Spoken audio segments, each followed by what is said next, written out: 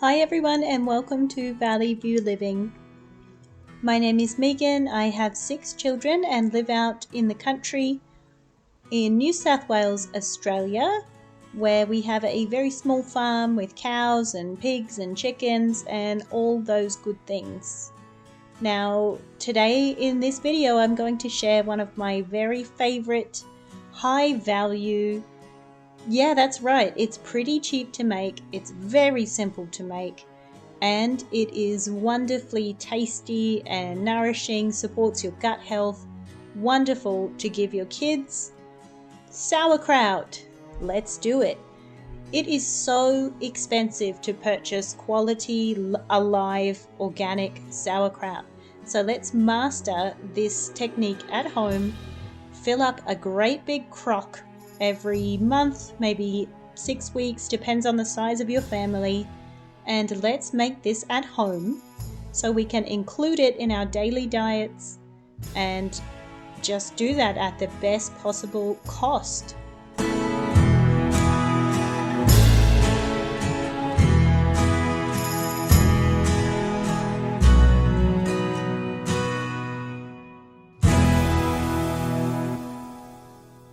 So I'm just going to put together some rough costings here. That is a huge crock of sauerkraut that I'm going to end up with. It's in the imperial measurements, so I think it's about 2 gallons. I'm not really sure what that translates to exactly here in Australia, but I'm going to use 2 whole organic cabbages. They cost me $9 each. They are not particularly affordable at the moment because although it is winter, it is the start of winter. We haven't quite started harvesting those cabbages yet, so the price is a little high. However, that's $18 for 2 organic cabbages, a very small amount of cost for the 5 tablespoons of quality sea salt I will be using, and that's it. So for this huge crock of organic, real, bubbling, fermented sauerkraut full of probiotics, fantastic for my family, the cost is around, look, it's got to be $20 or less. Now, to buy a jar of 500 grams of sauerkraut is not cheap. You're looking at around maybe between 12 to 15. I've even seen it as high as $18 for a jar of real alive sauerkraut at the health food store. Now, as for time, to ferment, it probably takes me 30 to 40 minutes through to cleaning down the kitchen afterwards. Very worthwhile way to spend time if you want to get the most bang for your buck in the probiotic kitchen. So yes, I'm starting by just peeling off the outer leaves. I'm not going to use those. I'm going to discard them. I will feed them to my pigs. I will use them as compost. I will whatever. But they're no good in my sauerkraut because they've been exposed to whatever they've been exposed to. They're the outer leaves. They're just basically the packaging. Then I have got the inside and I'm just going to rinse down the inside of those leaves. Make sure there's no sign of slugs or bugs or anything, any kind of detritus in there that I don't want to eat in my final product and I don't want to introduce the bacteria of into my ferment. So it's nice and clean and crisp and healthy and fresh. Now all I have to do is thinly slice this cabbage. If you like your sauerkraut to be very thin, not much crunch to it, you could do this in a food processor. You could grate this on a grater. You can put it through on a slicer disc or on a grater attachment on your food processor. For me, I quite like a bit of crunch. I like it on the thicker side, and I also like to just cut things with my hands more so than use a food processor. So I am just going to slice this cabbage in a nice medium thickness, and I am today actually going to go through the process of smashing the cabbage directly in my sauerkraut crock. Now this works just fine, and of course it cuts out the step from smashing the cabbage in a big bowl or pot and then moving it into your crock to ferment. So if you want to do this in this way directly in your fermenting crock, it's a good idea to do it in stages. Now, fill the crock 1/5 full and place 1 tablespoon of good sea salt, Celtic salt. You could use pink rock salt, tablespoon on top of that. Now you're going to smash that sauerkraut down until you start to see the juices flow. It does not have to be perfect. You don't have to put some pressure on yourself for this. You know, don't pressure yourself the way you're pressuring your cabbage here. We really just want to make sure that that cabbage is breaking down sufficiently so that it can continue the task as it ferments. And then the cabbage juices will naturally rise up the jar and they will cover the cabbage leaves. That prevents any spoilage of your ferment as time goes on.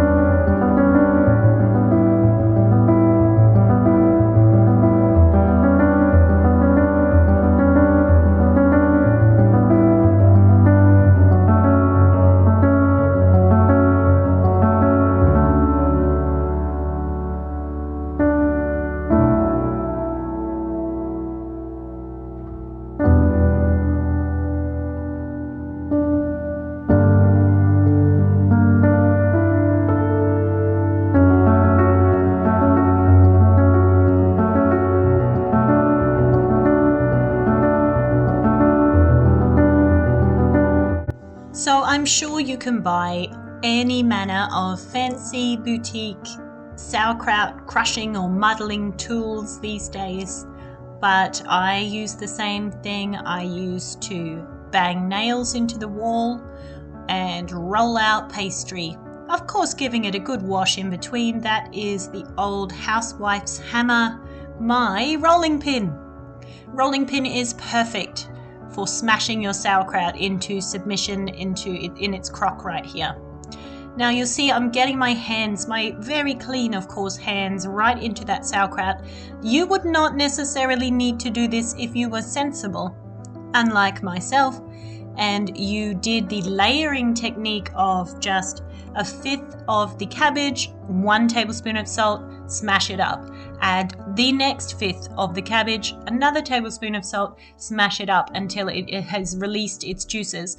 For me, I filled my crock all the way to the top on this occasion and then added 5 tablespoons of salt, which put me in the, I don't know, ungraceful position, graceless position of needing to get both my hands into there and muddle it up, just to make sure that the salt is being evenly dispersed throughout the cabbage so that my sauerkraut, 1, tastes good, but 2, ferments properly as well. So home fermented, real living sauerkraut is very different from sauerkraut that you can buy at the supermarket, which comes in a can or in a glass bottle but is shelf stable. So those sauerkraut styles, I mean, they have their place. They are tasty. They are yummy. They're great on a hot dog, or you can make whole meals that are like sauerkraut casseroles with other meat, and they're very yummy. It's still a vegetable. It's cabbage. The main difference being that after that cabbage is fermented for a time, it is also pasteurized, or canned so that it is shelf stable and does not require refrigeration. However, once this style of home fermented sauerkraut has finished its fermentation, you will want to store that in the refrigerator so that you can halt the process of further fermentation and make sure that it stays enjoyable to eat. Now, obviously, or maybe just for me, but I'm not going to be able to fit a 5-litre crock into my fridge. So I keep other glass jars around the house. They're usually just recycled from pickled veg or things that I buy at the shops.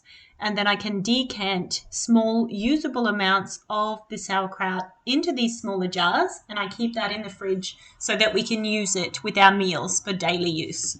So with this very handsy footage here, I'm just trying to give you an idea of how the cabbage looks after you have smashed it for an appropriate amount of time.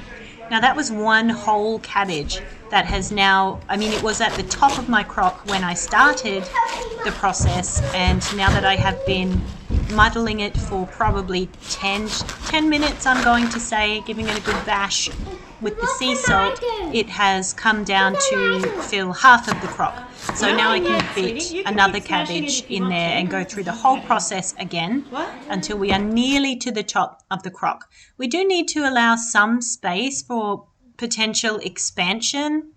Of course, living probiotic foods bubble and expand. So I'm going to want to leave a good, I'm going to say 3 centimeters headway, and that does not include the top of the jar. This is from the shoulder of the jar. I'm going to allow it 3 centimeters down space, approximately.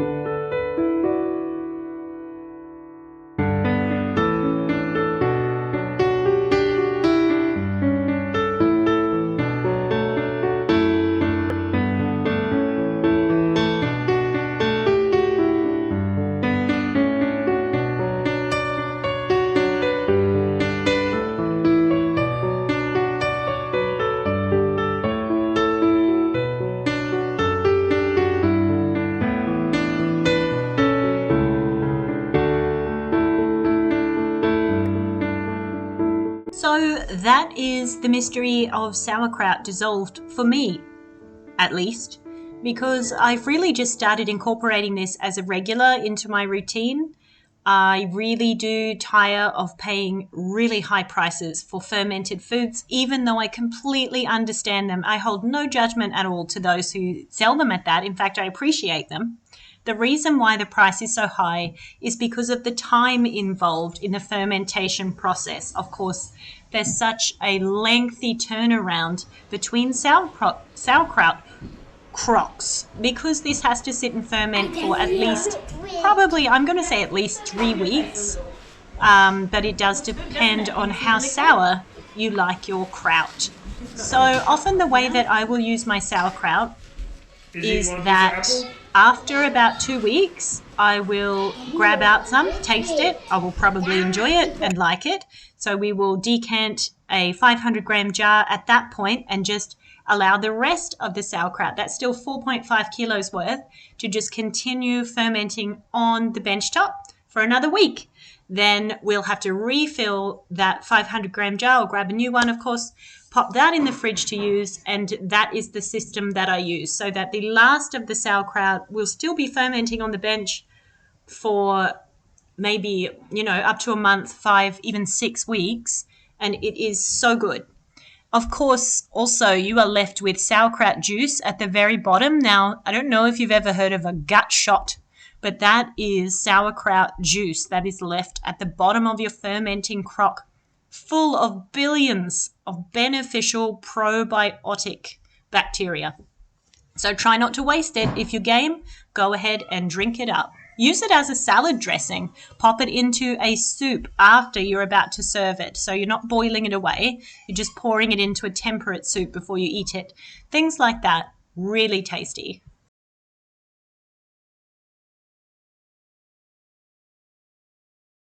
Now, if you've gotten to the end of your cabbage bashing extravaganza in your crock here, and when you push down on your cabbage, the liquid is not quite covering it, it is absolutely safe to add a few tablespoons, up to half a cup of spring water, of filtered water, so that the cabbage is slightly submersed. Now, I do not recommend your cabbage to be covered in water at this point, because it does dilute the kraut a bit. Don't underestimate that vegetable's ability to release its own juices. It will submerge in the days to come, I promise you. Now, the Kilner set does come with a silicone seal that you can put on top of your kraut in the jar and then put a weight on. I'm just trying to cut down on the plastics used in my kitchen. Therefore, I am using a cabbage leaf for this particular sauerkraut. And that's it. You can enjoy your sauerkraut in about 2 weeks' time. It is going to be so good. Thanks for joining me today. If you've enjoyed this content, please feel free to like, comment, or subscribe. See you next time. Bye.